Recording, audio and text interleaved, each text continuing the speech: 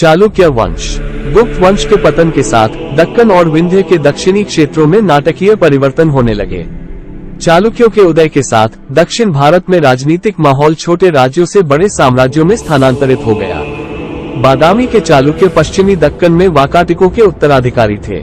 उन्होंने अपनी राजधानी कर्नाटक के बीजापुर जिले में वातापी, आधुनिक बादामी में स्थापित की। 543 से 753 ई तक उन्होंने दक्कन के एक बड़े क्षेत्र पर शासन किया और पूरे दक्षिण भारत को एकजुट किया। चालुक्य वंश ने 6वीं से 12वीं शताब्दी तक शासन किया, जब पुलकेशिन प्रथम ने 543 ईस्वी में चालुक्य वंश की स्थापना की। इतिहास में पहली बार किसी दक्षिण भारतीय साम्राज्य ने कावेरी और नर्मदा नदियों के बीच के पूरे क्षेत्र पर कब्जा कर लिया और उस पर नियंत्रण स्थापित कर लिया। बाद में वे कई स्वतंत्र शासक घरों में विभाजित हो गए, लेकिन मुख्य शाखा वातापी में सत्ता में रही। उनका योग उनके सांस्कृतिक योगदान के कारण भी भारतीय इतिहास में महत्वपूर्ण था। ये लेख आपको चालुक्यों 6वीं शताब्दी से 12वीं शताब्दी के बारे में समझाएगा, जो यूपीएससी सिविल सेवा परीक्षा के लिए इतिहास की तैयारी में सहायक होगा। चालुक्य पृष्ठभूमि। 6वीं और 12वीं शताब्दी के बीच चालुक्य राजवंश ने दक्षिणी और मध्य भारत के विशाल क्षेत्रों पर शासन किया। 6वीं शताब्दी के मध्य से चालुक्यों ने वातापी, आधुनिक बादामी पर शासन किया। उन्होंने अपनी स्वतंत्रता का दावा किया और पुलकेशिन द्वितीय के शासनकाल में प्रमुखता से उभरे। जयसिम्हा चालुक्य वंश का पहला शासक था, लेकिन चालुक्य वंश का वास्तविक संस्थापक पुलकेशिन प्रथम 543 to 566 ई था। उनके बाद पुलकेशिन द्वितीय ने पूरे दक्कन पर शासन किया और वह बादामी राजवंश का सबसे प्रसिद्ध शासक था। पुलकेशिन द्वितीय की मृत्यु के बाद आंतरिक झगड़ों के कारण बादामी चालुक्य राजवंश का कुछ समय के लिए पतन हुआ। विक्रमादित्य प्रथम के शासनकाल के दौरान जो पल्लवों को बादामी से बाहर निकालने और साम्राज्य में व्यवस्था बहाल करने में सफल रहे। अगला महान शासक विक्रमादित्य द्वितीय 733 to 744 ई था और उसके शासनकाल में राज्य अपने शिखर पर पहुंचा। विक्रमादित्य द्वितीय ने तमिल भूमि के 3 पारंपरिक राज्यों यानी पांड्य, चोल और चेर पर विजय प्राप्त की। चालुक्य वंश में विभाजन। चालुक्यों ने इस दौरान 3 अलग अलग लेकिन संबंधित राजवंशों यानी बादामी, पूर्वी और पश्चिमी चालुक्यों के रूप में शासन किया। बादामी चालुक्य पहला राजवंश था, जिसने 6वीं शताब्दी के मध्य से वातापी, आधुनिक बादामी पर शासन किया था। वे स्वतंत्र हो गए और पुलकेशिन द्वितीय के शासनकाल में प्रभुत्व स्थापित कर लिया। जयसिम्हा चालुक्य वंश का पहला शासक था, लेकिन चालुक्य वंश का वास्तविक संस्थापक पुलकेशिन प्रथम 543 to 566 ई था। पुलकेशिन द्वितीय की मृत्यु के बाद पूर्वी चालुक्यों ने पूर्वी दक्कन में एक स्वतंत्र राज्य की स्थापना की। उन्होंने 11वीं शताब्दी तक वेंगी पर शासन किया। वेंगी के चालुक्य बादामी चालुक्य से अलग हो गए। 624 ई में पुलकेशिन द्वितीय 609 to 642 ई ने अपने भाई कुब्जा विष्णुवर्धन को पूर्वी दक्कन के नए प्राप्त क्षेत्र का राज्यपाल नियुक्त किया। पुलकेशिन द्वितीय की मृत्यु के बाद उसके भाई कुब्जा विष्णुवर्धन ने एक स्वतंत्र राज्य विकसित किया। पश्चिमी दक्कन में 1वीं शताब्दी के मध्य में राष्ट्रकूटों के पतन के कारण पश्चिमी चालुक्यों का उदय हुआ। उन्होंने 12वीं शताब्दी तक शासन किया। पश्चिमी चालुक्य साम्राज्य को कल्याणी चालुक्य साम्राज्य के नाम से भी जाना जाता है। तैलक द्वितीय, जो राष्ट्रकूट का सामंत था, ने इस राजवंश की स्थापना की। 200 वर्षों तक उनका चोलों के साथ साथ वेंगी के पूर्वी चालुक्यों से मतभेद रहा।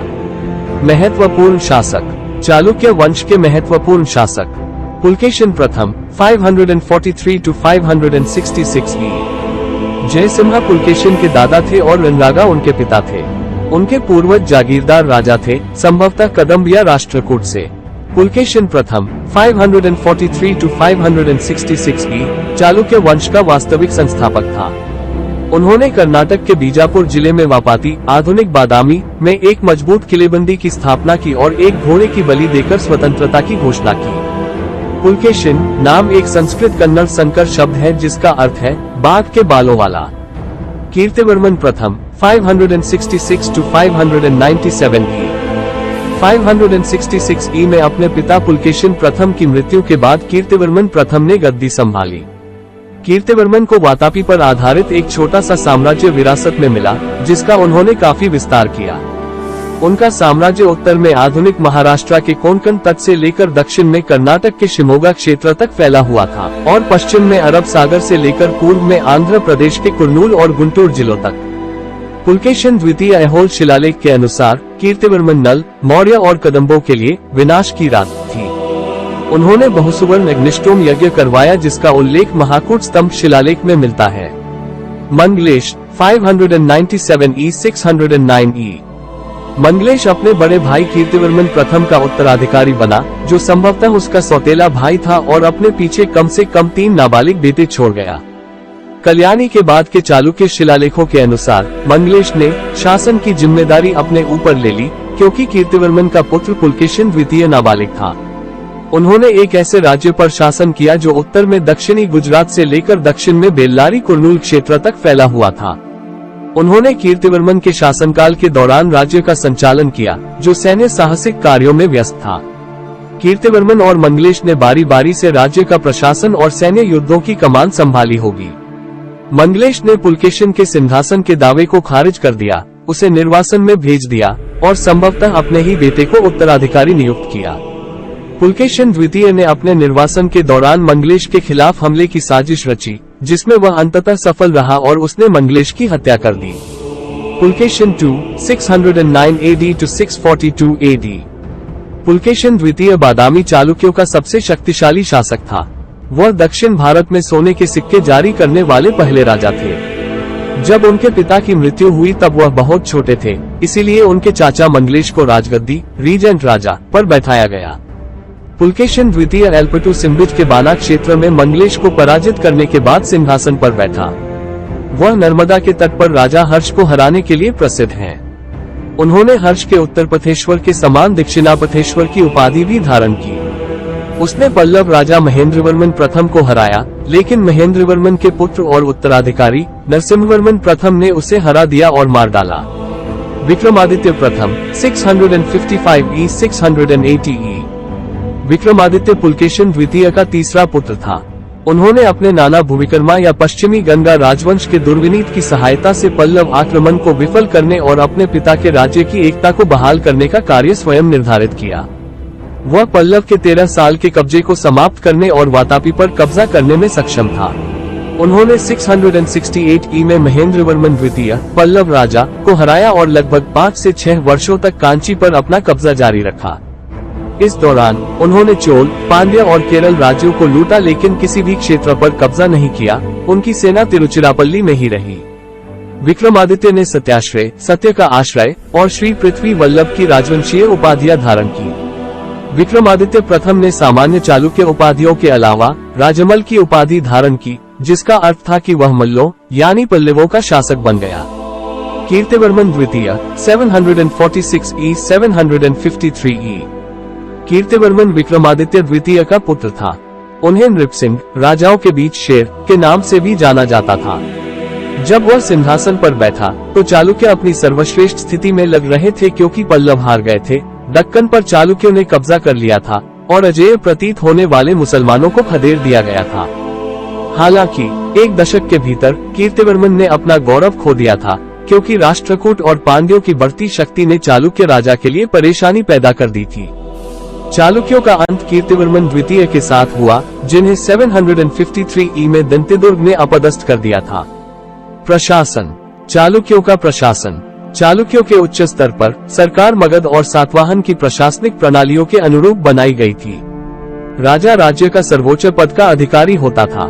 कुछ विद्वान मानते हैं कि राजाओं के पास अप्रतिबंधित शक्ति होती थी, लेकिन अन्य इससे असहमत थे। हालांकि यह निर्विवाद है कि अधिकांश चालुक्य राजाओं ने लोगों के कल्याण के लिए काम किया। राजा की मुख्य रानी को तत्तमहीश के नाम से जाना जाता था। राजकुमार को युवराज के पद पर पदोन्नत किया गया। राजा सर्वोच्च न्यायिक प्राधिकारी और प्रशासनिक परिषद का प्रमुख होता था। राजा को सलाह देने और प्रशासन में उसकी सहायता करने के लिए मंत्रिपरिषद और अन्य अधिकारियों की एक परिषद होती थी। प्रधानमंत्री का नाम महामात्य था। मंत्रियों के अतिरिक्त अन्य अधिकारी भी होते थे जो राज्य के प्रशासन में राजा की सहायता करते थे। मंडा का प्रशासन महामंडलेश्वर, सेना प्रमुख दंडाधिपत्य, गांव के मुखिया विसायका, कानून विभाग के प्रमुख अधिष्ठानिक, राजस्व संग्रह पट्टायका, प्रशासन के लिए साम्राज्य को प्रांतों और अन्य इकाइयों में विभाजित किया गया था। मंडल साम्राज्य की सर्वोच्च इकाई थी और महामंतेश्वर इसके प्रशासक थे। साम्राज्य को स्थानीय प्रशासन के लिए गांवों में विभाजित किया गया था, जिन्हें विशा कहा जाता था। ग्राम सभा और ग्राम पंचायतें स्थानीय स्तर पर गांवों का संचालन करती थी। विशायक विश का प्रमुख था। एस्टरिस्क पट्टाइका को राजस्व संग्रह के प्रभारी एक विशेष अधिकारी के रूप में नियुक्त किया गया था। भू राजस्व राज्य की आय का मुख्य स्रोत था और यह उत्पादन के 6 हिस्से की दर से लगाया जाता था। एस्टरिस्क चालुक्यों के पास 4 पंखों वाली सेना थी, जिसे चतुरंगिनी के नाम से जाना जाता था। हाथियों की सेना को बहुत महत्व दिया जाता था। राजा सेना का सर्वोच्च सेनापति होता था। सेनापति के कर्तव्यों का पालन दंड नायक या दंडाधिपति द्वारा किया जाता था। सामंत अलग अलग सेनाएं रखते थे और आवश्यकता पड़ने पर अपने राजाओं की सहायता करते थे। एस्टरिस्क चालुक्यों के शासनकाल के दौरान अलग अलग सैन्य और नागरिक अदालतें थीं। एस्टरिस्क राजा सर्वोच्च न्यायिक प्राधिकारी था और उसके निर्णय परंपराओं और उसके मंत्रियों की सलाह पर आधारित होते थे। समाज। चालुक्यों का समाज। एस्टरिस्क चालुक्यों ने हिंदू जाति व्यवस्था का पालन किया और ब्राह्मणों को ज्ञान और स्थानीय न्याय प्रदाताओं के रूप में एक विशेषाधिकार प्राप्त स्थान प्राप्त था। एस्टरिस्क मार्शल आर्ट में सफलता हासिल करने वाले कुछ लोगों को छोड़कर ये ब्राह्मण आमतौर पर धर्म और शिक्षा पर आधारित कार्य में शामिल थे। एस्टरिस्क सती प्रथा अनुपस्थित रही होगी, क्योंकि विनयवती और विजयनका जैसी विधवाओं का उल्लेख अभिलेखों में मिलता है। एस्टरिस्क देवदासियों को सरकार द्वारा मान्यता प्राप्त थी और वे मंदिरों में मौजूद थी। एस्टरिस्क भरतनाट्यम का पूर्ववर्ती ऋषि भरत का नाट्यशास्त्र लोकप्रिय था और इसे कई मूर्तियों और शिलालेखों में देखा जा सकता है। एस्टरिस्क शाही परिवार की कुछ महिलाएं प्रशासन में राजनीतिक शक्ति वाले पदों पर आसीन थीं, जिससे पता चलता है कि महिलाएं समाज में उच्च पदों पर आसीन थीं। एस्टरिस्क ललित कलाओं में महिलाओं की भागीदारी अभिलेखों में दर्ज है, जैसे चालुक्य रानी चंदला देवी और कल्याणी रानी सोवला देवी के कलचुरियों का नृत्य और संगीत में कौशल। एस्टरिस्क खान पान की आदतों के संदर्भ में ब्राह्मण, जैन, बौद्ध और शैव पूर्णतः शाकाहारी थे, जबकि अन्य समुदाय विभिन्न प्रकार के मांस का आनंद लेते थे। एस्टरिस्क पालतू मांस जैसे बकरी, भेड़, सुअर और मुर्गी, साथ ही विदेशी मांस जैसे तीतर, खरगोश, जंगली मुर्गी और सुअर बाजार विक्रेताओं द्वारा बेचे गए थे। एस्टरिस्क लोगों ने कुश्ती मैच, कुश्ती, जानवरों की लड़ाई जैसे मुर्गों की लड़ाई और मेढ़ों की लड़ाई या जुआ देखकर इंडोर मनोरंजन पाया। घुड़दौड़ एक लोकप्रिय आउटडोर मनोरंजन गतिविधि थी। एस्टरिस्क स्कूलों और अस्पतालों का उल्लेख अभिलेखों में मिलता है और इनका निर्माण मंदिरों के निकट किया जाता था। कला और वास्तुकला। चालुक्यों की कला और वास्तुकला। बादामी चालुक्य युग दक्षिण भारतीय वास्तुकला के विकास में एक महत्वपूर्ण क्षण था। इस राजवंश के राजाओं को उमापति वल्लभ के नाम से जाना जाता था और उन्होंने हिंदू भगवान शिव के लिए कई मंदिरों का निर्माण कराया। उनकी स्थापत्य शैली को चालुक्य वास्तुकला या कर्नाटक द्रविड़ वास्तुकला के रूप में जाना जाता है। उन्होंने उत्तरी कर्नाटक के आधुनिक बागलकोट जिले में मालाप्रभा नदी बेसिन में रॉक कट, गुफा और संरचनात्मक दोनों लगभग 100 स्मारक बनाए। पश्चिमी चालुक्यों की कला को कभी कभी गडक शैली कहा जाता है, क्योंकि उन्होंने कर्नाटक के वर्तमान गडक जिले के तुंगभद्रा कृष्णा नदी दोआब क्षेत्र में कई अलंकृत मंदिरों का निर्माण किया था। मंदिरों के अलावा राजवंश की वास्तुकला अलंकृत सीढ़ीदार कुओं, पुष्करणी के लिए प्रसिद्ध है, जो अनुष्ठानिक स्नान स्थलों के रूप में काम करते थे, जिनमें से कुछ लेक्कुंडी में अच्छी तरह से संरक्षित है। चालुक्यों का धर्म। चालुक्य वैदिक हिंदू थे, जिन्होंने ऐहोल, पट्टाडकल और महाकुटा में मंदिर बनवाए जो लोकप्रिय हिंदू देवताओं को समर्पित थे। उनके काल में शैव और वैष्णव दोनों धर्म समृद्ध हुए, विशेषकर बादामी और पूर्वी चालुक्यों द्वारा, जबकि पश्चिमी चालुक्य वीरशैव धर्म के अनुयायी थे। वीरशैववाद, जिसे लिंगायतवाद भी कहा जाता है, शैववाद पर आधारित एक हिंदू संप्रदाय है। वैदिक बलिदान, पवित्र व्रत और उपहार देना सभी महत्वपूर्ण थे।